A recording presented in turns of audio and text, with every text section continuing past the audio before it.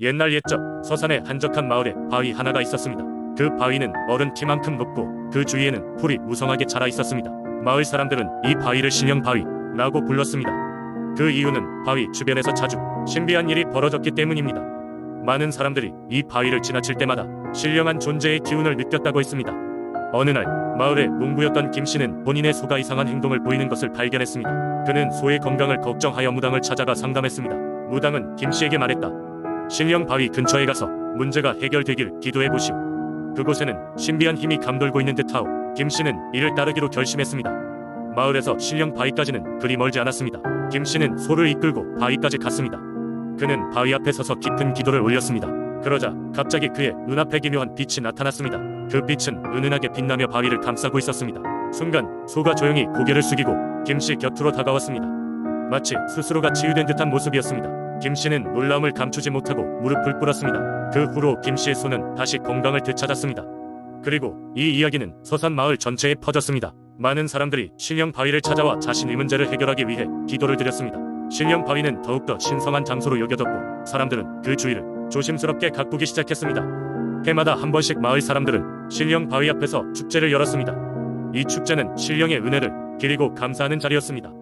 마을의 아이들은 그곳에서 달리며 놀았고 어른들은 음식을 나누며 풍성한 시간을 보냈습니다. 신령 바위는 사람들 사이 의유대감을 강화시키는 역할도 했습니다. 오늘날까지도 서산의 신령 바위는 많은 이들에게 중요한 신앙의 대상입니다. 사람들은 여전히 그 바위 앞에서 기도하고 소원을 빌고 있으며 그곳을 방문할 때마다 마음의 평화를 얻는다고 말합니다.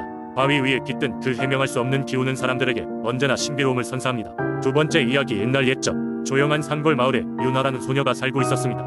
윤아는 하얀 눈처럼 투명한 피부와 검은 밤하늘을 닮은 긴 머리카락을 가진 예쁘고 온순한 소녀였죠. 마을 사람들은 그녀를 달빛 소녀라고도 불렀습니다. 윤아는 할머니와 단둘이 살고 있었는데 그녀의 부모님은 그녀가 아주 어릴 때 돌아가셨습니다. 하지만 윤아는 언제나 웃음을 잃지 않았고 할머니와 작은 집에서 가난하지만 행복하게 지냈습니다. 어느 여름밤 동네에는 큰 축제가 열렸습니다. 마을의 사람들은 보름달 아래 모여 춤을 추고 노래를 불렀습니다. 윤아도 할머니와 함께 축제에 참여했고 밤하늘에 걸린 둥근 달에 자신의 가장 간절한 소원을 빌었습니다. 그녀의 소원은 늘 같았죠. 부모님이 계셨으면 좋겠다. 는 축제가 무르익을 무렵 윤아는 할머니가 알려준 대로 마을 근처의 숲으로 들어갔습니다. 할머니는 항상 윤아에게 숲속 깊은 곳에 있는 작은 연못에 가서 소원을 빌면 이루어진다고 말해주곤 했습니다. 유일한 조건은 누구에게도 이를 말하지 말라는 것이었습니다. 윤아는 숲속을 걷다 작은 연못에 도착했습니다. 달빛이 물 위를 은은하게 비추고 있는 그곳에서 윤아는 두 손을 모아 눈을 감고 소원을 빌었습니다. 그리고 그 순간 연못 위에 부드럽게 균열이 생기던 이물 속에서 한 여인이 나타났습니다. 아름다운 하얀 드레스를 입고 있는 여인이었죠. 안녕, 작은 아가씨. 나의 이름은 달빛의 여인이라네. 내 소원을 들었단다. 부모님을 만나고 싶다고 했지? 여인은 윤아에게 부드럽게 물었습니다. 윤아는 놀라서 뒤로 물러났지만 여인의 따뜻한 미소에 안심했습니다. 여인은 윤아에게 다가와 손을 내밀었습니다. 내 소원을 이루어줄 수 있어. 그러나 그 대가로 너는 나와 함께 해야 해. 날마다 이 연못 아래에서 살게 될 거야. 윤아는 고민에 빠졌습니다. 부모님을 만나고 싶었지만 할머니와 마을 사람들을 두고 떠난다는 건 상상할 수 없었습니다. 그러나 부모님에 대한 그리움이 너무 컸습니다. 결국 윤아는 여인의 손을 잡기로 결심했습니다. 그 순간 그녀의 몸은 점점 투명해졌고 물거품처럼 사라져갔습니다. 윤아는 마지막으로 할머니를 생각하며 눈물을 흘렸습니다. 그리고 그 눈물은 연못의 물방울이 되어 떨어졌습니다. 그 후로 마을 사람들은 윤아를 다시는 볼 수 없었습니다. 그러나 마을 사람들은 달이 가장 밝게 빛나는 밤에 연못 근처에서 윤아의 웃음소리를 들을 수 있다는 이야기를 전했습니다. 그리고 윤아의 할머니는 매번 보름달이 될 때마다 그 연못을 찾아가 손녀의 무사함을 빌었습니다. 그렇게 윤아는 전설 속의 달빛 소녀로 남았고 온 마을 사람들은 그녀의 이야기를 다음 세대에 전했습니다. 그리고 사람들은 누구도 그 연못에 가서 소원을 비는 것을 두려워하게 되었습니다. 이 이야기는 오늘날까지 전해져 내려와 달빛 아래에서 이루어지는 신비로운 일들에 대한 경외의 상징이 되었습니다. 무언가 소중한 것을 얻기 위해서는 대가를 치러야 한다는 음성 민속신앙이 남긴 교훈이기도 했습니다. 세 번째 이야기. 조선시대 경상북도 영주 지역에는 아주 특별한 신앙이 전해지고 있었다. 그 중심에는 미스터리한 나무 정령에 대한 이야기가 있다. 사람들은 이 나무를 생명나무라 불렀고 마을 경계에 우뚝 서 있는 오래된 참나무였다. 이 나무는 지름이 수십 미터에 이를 정도로 거대한 크기를 자랑했으며 나무 껍질은 나이가 많은 노인의 주름처럼 깊고 선명했다. 오랜 세월 마을 사람들과 함께 해온 이 나무에는 수많은 전설이 함께 얽혀 있었다. 마을 어귀에 처음 들어서면 누구나 일단 이 나무의 위험 앞에 말을 잇지 못했으며 낮에도 나무 그늘 아래에 앉아있으면 시원하게 이어지는 바람이 마치 나무가 숨을 쉬는 것처럼 느껴지곤 했다. 옛날에는 이 나무 주변에서 크고 작은 제사가 빈번하게 열렸다. 특히 모심기가 끝난 뒤 그리고 추수가 마무리된 시기에는 마을 사람 전체가 모여 나무신에게 감사와 기원을 바치는 의미 있는 제사를 올렸다. 제사가 열리는 날이면 어김없이 마을은 축제 분위기에 휩싸였다. 사람들은 정성스럽게 만든 음식을 제단에 올리고 전통 옷을 차려입고 나무 주위를 돌며 축복의 노래를 부르곤 했다. 이 나무에는 강한 신령이 깃들어 있다고 믿어졌다. 그 신령은 마을을 지켜주는 수호신의 역할을 하며 사람들은 이 나무 정령에게 큰 교훈을 얻고자 했다. 그러나 아무나 나무를 가까이 할 수 있는 것은 아니었다. 나무신의 허락 없이는 나무 껍질을 벗기거나 잎을 무단으로 따는 것은 금기였고 이러한 금기를 어기는 사람에게는 반드시 재앙이 뒤따랐다. 실제로 어느 해 말썽 많은 아이가 나무 껍질에 글을 새겼다가 열병에 걸리는 일이 발생하였고 그 후로 사람들은 더욱 엄격히 규율을 지켰다.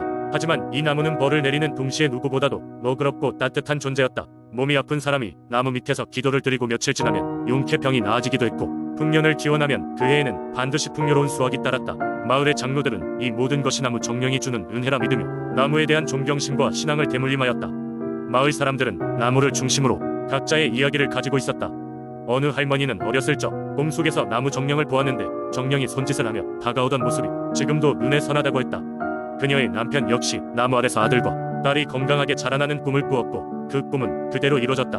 시간이 흘러 조선시대가 지나고 현대에 이르면서 도시화와 함께 많은 전통 문화가 퇴색해가는 과정에서도 이 나무에 대한 신앙은 여전히 단단하게 유지되고 있다. 자연을 지키고자 하는 많은 환경운동가들까지도 이 마을의 신앙에 감명을 받아 나무를 보호하는 데 앞장서고 있다. 이렇게 전설처럼 이어진 나무 정령의 이야기는 여전히 사람들에게 경외와 위안을 준다. 이 나무는 단순한 생물체가 아닌 사람과 연결된 교감의 존재, 그리고 과거와 현재를 이어주는 영주의 소중한 구심점으로 남아있다. 살아있는 전설이자 마을의 심장이나 다름없는 생명나무는 오늘도 한없이 고유히 그러나 강력하게 거기 서 있다. 네 번째 이야기. 옛날 옛적 무안의 한 마을에는 도깨비 신기루에 대한 전설이 전해져 내려왔다. 이 신기루는 촉가을 밤 안개가 짙게 끼는 날이면 호수 위에 나타났다고 한다. 마을 사람들은 언제나 이 신기루가 나타나는 것을 기다리곤 했는데 그 이유는 신기루가 선물을 가져다 준다는 믿음 때문이었다. 저녁이 되면 마을 사람들은 호숫가 근처에 모여 앉아 각자의 이야기를 나누었다. 도깨비 신기루를 본 한 노인은 다음과 같이 말했다. 내가 젊었을 때 어느 날 밤 신기루를 봤지요. 안개 속에서 형형색색 등불이 반짝였고 그 중앙에는 도깨비가 춤을 추고 있었어요. 그 도깨비가 나를 보더니 환한 미소를 띠더니 갑자기 손에 예쁜 나무 조각을 건네주더군요. 그 조각은 곧바로 황금빛으로 변했고 우리 가문은 그 덕분에 큰 부자가 되었답니다. 사람들은 노인의 이야기를 듣고 고개를 끄덕여 신기루의 신비로움을 실감했다. 어느 날 마을의 한 젊은이가 호기심에 이끌려 도깨비 신기루를 직접 보기로 결심했다. 그는 어둑어둑한 밤에 호수로 나갔다. 안개가 짙게 내려앉아 문득 그곳에 신기루가 나타나기 시작했다. 아름다운 등불들이 반짝이는 가운데 그 중심에는 거대한 도깨비가 서서 천둥 같은 목소리로 말했다. 이리 오너라 젊은이여, 너의 용기를 보았으니 특별한 선물을 주겠노라. 젊은이는 겁을 내며 도깨비에게 다가갔다.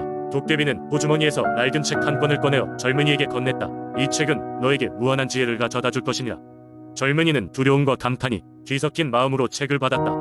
신기루가 사라진 뒤 젊은이는 곧바로 집으로 돌아와 밤새 책을 읽었다.